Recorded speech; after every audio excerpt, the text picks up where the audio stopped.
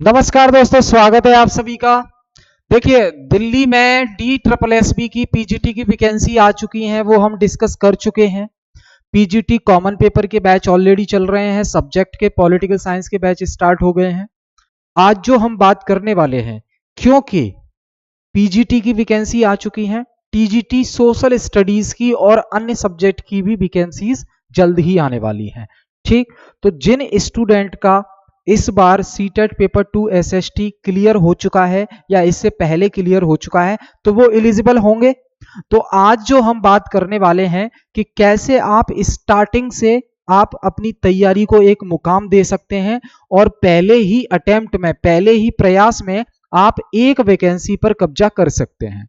तो सबसे पहले हम तैयारी की सोचते हैं तो हमारे लिए जरूरी है सिलेबस को जानना।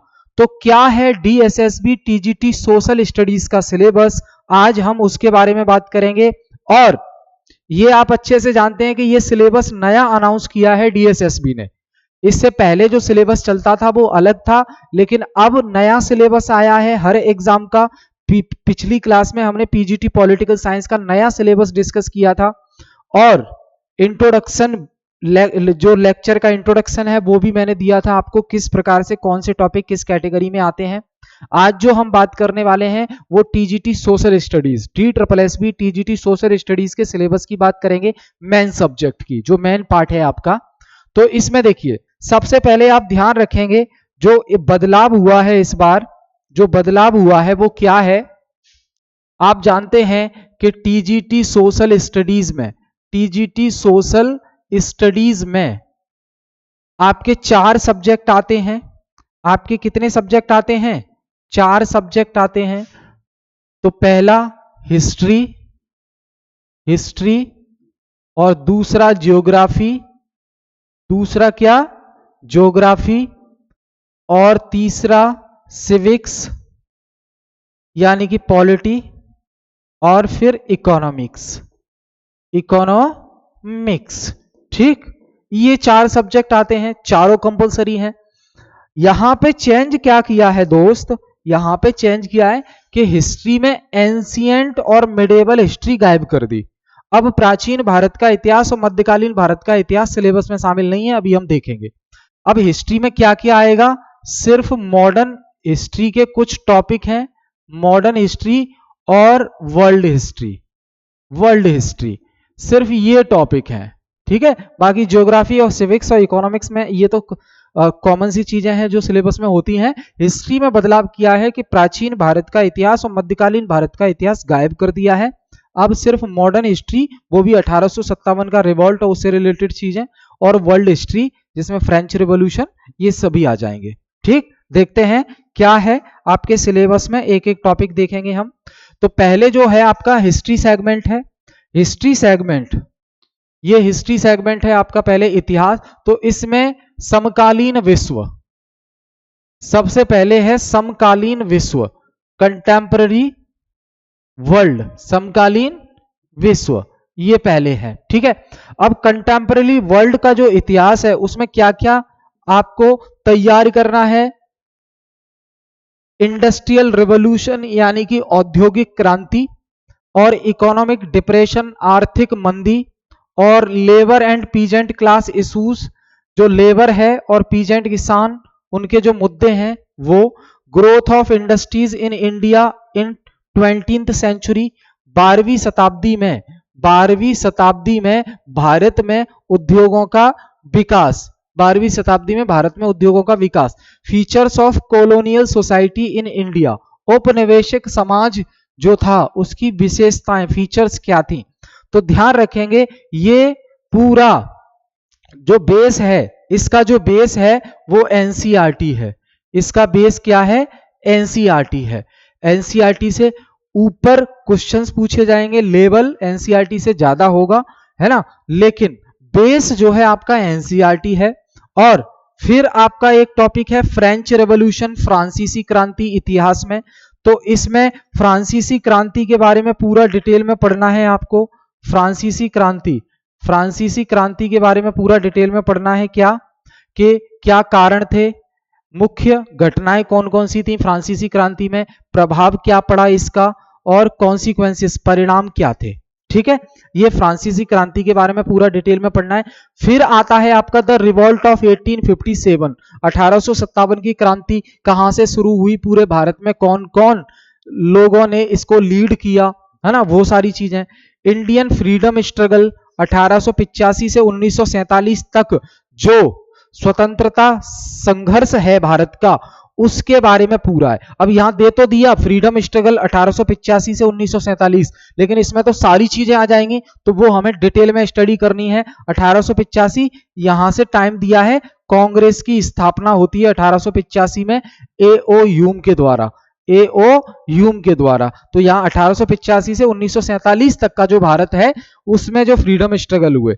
उसके बाद फिर वर्ल्ड हिस्ट्री का है रशियन रेवोल्यूशन, रूस की क्रांति 1917, इसके कारण क्या थे, मुख्य घटनाएं क्या, प्रभाव क्या पड़ा रसिया पर और वर्ल्ड पर, रूस पर और वर्ल्ड पर क्या प्रभाव पड़ा रशियन रेवोल्यूशन का, रूस की क्रांति का, वो हमें स्टडी करना है, इसमें ध्यान देंगे। ठीक है, आगे देखिए। फिर है आपका राइज ऑफ सोशलिज्म, समाजवाद का उदय।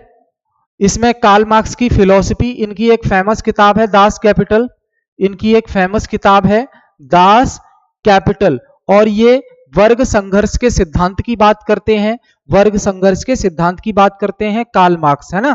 और यूरोप में सोशलिज्म, यूरोप में समाजवाद, इस पे डिस्कशन करना है, और सोशलिज्म का प्रभाव, इंपैक्ट क्या पड़ा। ठीक, राइज ऑफ फासिस्ट फोर्सेस, फासीवादी शक्तियों का जर्मनी में और इटली में उदय, जर्मनी में और इटली में फासीवादी शक्तियों का उदय। ठीक, और दो वर्ल्ड वार जो हुए, फर्स्ट वर्ल्ड वार और सेकंड वर्ल्ड वार, यानी कि WW1 और WW2, फर्स्ट वर्ल्ड वार और सेकंड वर्ल्ड वार, और यूनाइटेड नेशंस इस्टेब्लिश हुआ, स्थापना हुई। तो ये अब आप समझ गए ना, मॉडर्न हिस्ट्री, सॉरी हिस्ट्री वाले सेगमेंट में टीजीटी एसएसटी में आपका मॉडर्न हिस्ट्री है और वर्ल्ड हिस्ट्री के टॉपिक हैं, बस इतना सा है। प्राचीन भारत का इतिहास और मध्यकालीन भारत का इतिहास बिल्कुल नहीं है, कतई नहीं है, भूल जाओ उसको। ठीक है, ज्योग्राफी पर आते हैं। ज्योग्राफी का सिलेबस थोड़ा सा वास्ट है, इसके लिए भी आपको एनसीईआरटी का बेस लेकर चलना है, इसके लिए भी आपको एनसीईआरटी का बेस लेकर चलना है, एनसीईआरटी छोड़ना नहीं है बिल्कुल भी, है ना। क्लास में भी आप पढ़ रहे हैं हमारे यहाँ, तो एनसीईआरटी साथ ही लेके चलना है आपको, बेस है वो। अब introduction to solar system, origin of earth, सौर मंडल से परिचय, पृथ्वी की उत्पत्ति, है ना ये, और मोशन ऑफ द अर्थ, अर्थ जो मोशन करती है, रोटेशन, रिवोल्यूशन, परिक्रमा, परिभ्रमण, occurrence of day and night, दिन और रात कैसे होते हैं पता है आपको, है ना, ऋतुएं कैसे बदलती हैं, लैटिट्यूड, लॉन्गिट्यूड, अक्षांश और देशांतर रेखाएं क्या है ना, और टाइम निकालना, टाइम कैसे निकालेंगे हम, अर्थ का इंटीरियर, अर्थ की जो पृथ्वी की आंतरिक संरचना है ना, उसके बारे में हम बात करेंगे, जहां पे क्रस्ट, मेंटले कोर की बात करते हैं हम।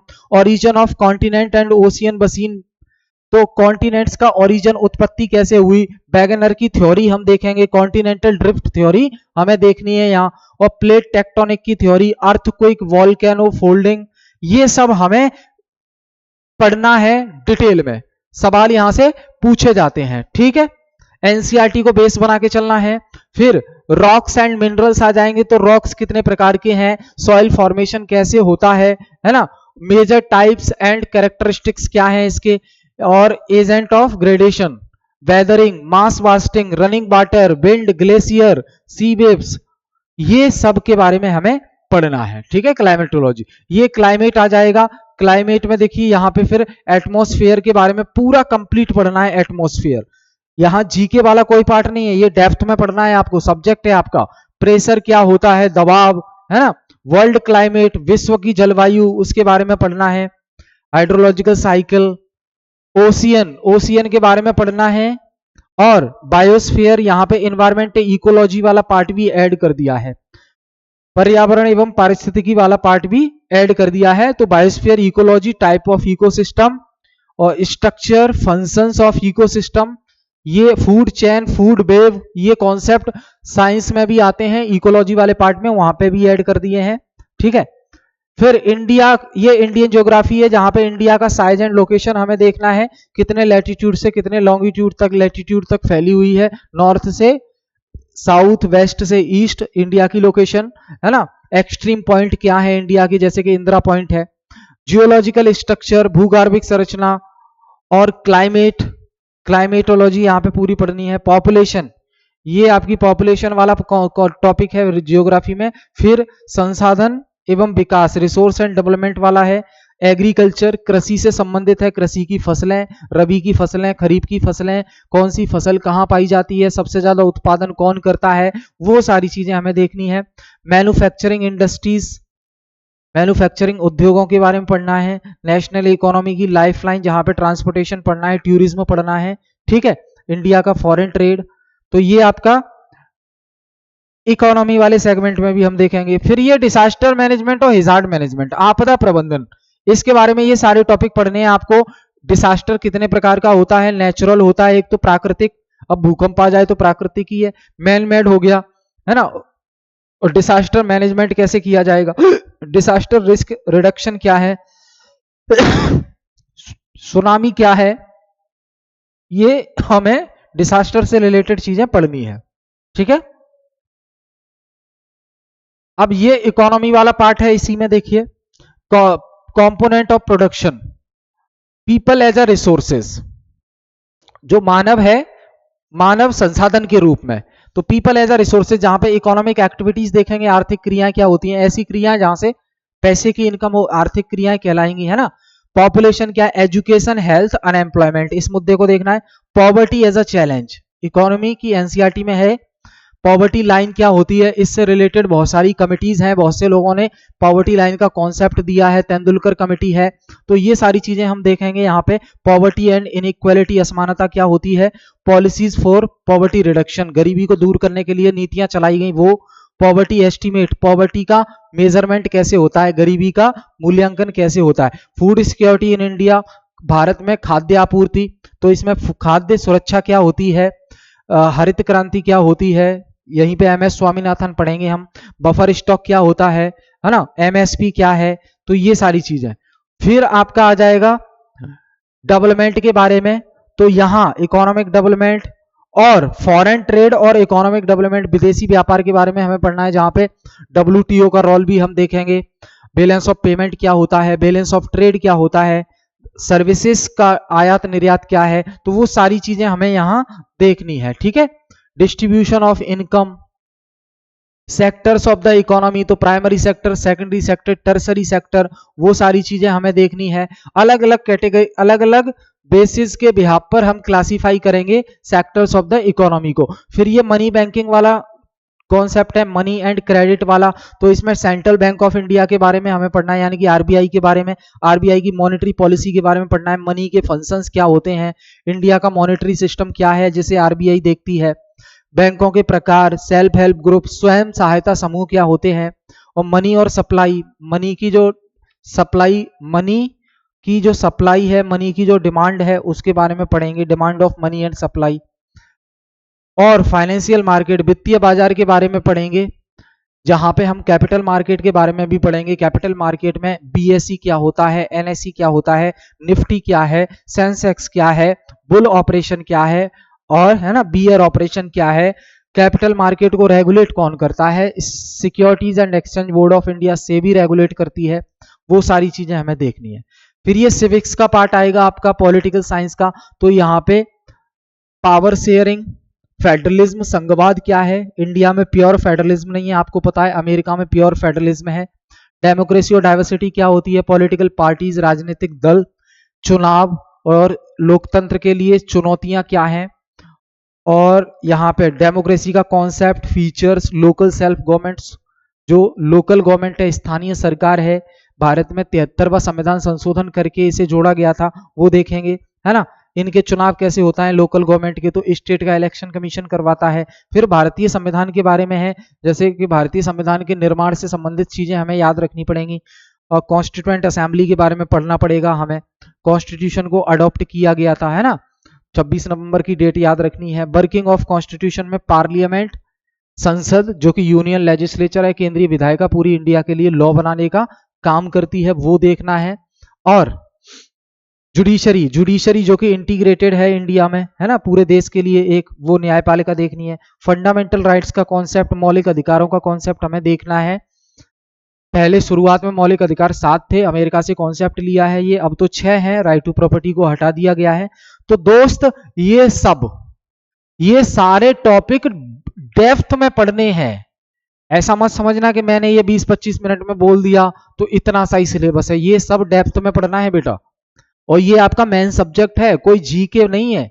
जीके में हम ओवरव्यू टाइप से पढ़ लेते हैं, लेकिन इसमें डेप्थ में पढ़ना पड़ेगा आपको। और बेस आपको एनसीईआरटी का रखना है और उसके साथ क्लास ऐड करनी है, तब आपका कंप्लीट सिलेबस होगा, तब आप क्वेश्चन सॉल्व करने लायक हो पाएंगे। ठीक है, क्लियर है। अब थोड़ी सी जानकारी दे देता हूं मैं। जो फ्रेशर हैं पहली बार तैयारी कर रहे हैं और उन्हें लगता है कि गाइडेंस की जरूरत है, तो ध्यान रखना, टीजीटी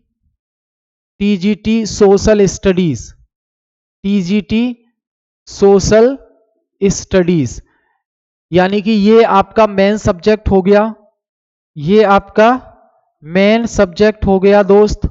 ठीक, जिसके बिहाफ पर ही आपका सिलेक्शन होगा, क्योंकि पढ़ाना भी आपको यही है क्लास में जाके स्कूल में। तो मेन सब्जेक्ट हो गया। अब इसका कंप्लीट ऑफलाइन बैच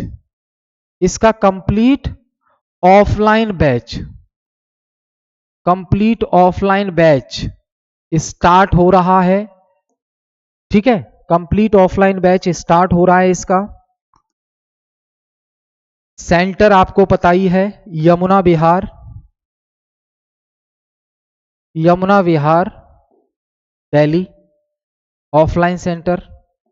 ठीक है, ये जो टीजीटी सोशल स्टडीज वाला जो पार्ट है, इसमें टोटल 2 फैकल्टी पढ़ाएंगे आपको, 2 टीचर पढ़ाएंगे। ये सब्जेक्ट वाला पार्ट है ना, 2 टीचर पढ़ाएंगे। ठीक है, एक टीचर पढ़ाएंगे पॉलिटी वाला पार्ट प्लस इकोनॉमी वाला पार्ट है ना, और दूसरे टीचर आपको पढ़ाएंगे हिस्ट्री वाला पार्ट, हिस्ट्री और प्लस जियोग्राफी वाला पार्ट। 2 टीचर आप मान के रखिए, 2 टीचर आपकी ये क्लासेस ले रहे हैं। ठीक है, क्लियर। कंप्लीट सब्जेक्टिव बैच है। इसके साथ आप चाहते हैं कि कॉमन पेपर भी पढ़ना है आपको, जो पेपर 1 होगा कॉमन, तो कॉमन पेपर का भी बैच अवेलेबल है। इसमें 5 से 6 टीचर पढ़ाते हैं, क्योंकि सब्जेक्ट अलग अलग है, हिंदी, इंग्लिश, मैथ्स, रीजनिंग, है ना, जीके। तो 5 से 6 टीचर इसमें पढ़ाते हैं आपको कॉमन बैच में। ठीक, तो सुबह का जो टाइम है बैच का वो 9 बजे का है, और शाम का जो टाइम है बैच का कॉमन का वो 3 बजे का है। ठीक है, और दिन में आपका सब्जेक्ट चलता है। क्लियर। तो डिस्क्रिप्शन में डिटेल है, आप चाहे कोई डाउट है आपका तो कॉल करके बात कर सकते हैं, व्हाट्सएप कर सकते हैं। ये सिलेबस हमने डिस्कस किया है। अगली बार हम एक टॉपिक डिस्कस करेंगे अच्छे से और देखेंगे उस पर सवाल कैसे पूछे गए हैं अभी तक। ठीक है, तो जुड़े रहिए हमारे साथ। वीडियो अगर पसंद आए तो शेयर जरूर कीजिए, चाहे जिनको जरूरत है वहां तक वीडियो को पहुंचाएं, सिलेबस के बारे में जानकारी हो। और ये नया सिलेबस है, तो पीछे का जो पेपर हुए हैं वो पुराने पैटर्न पे थे, लेकिन अब इस सिलेबस को ध्यान से आपको तैयार करना है अगर डीएसएसबी में सिलेक्शन चाहिए तो। ठीक है, हम पूरी तरह से आपके लिए अवेलेबल हैं। विजिट कीजिए सेंटर और कमेंट करके हमें बताइए कमेंट बॉक्स में, क्लास में जो आज डिस्कस किया हमने वो आपके लिए हेल्पफुल है, मददगार साबित हुआ। कोई भी और डाउट होता है आप बेहिचक कॉल कर सकते हैं, व्हाट्सएप कर सकते हैं। बहुत बहुत धन्यवाद। फिर मिलेंगे हम नेक्स्ट क्लास में। Thank you all of you.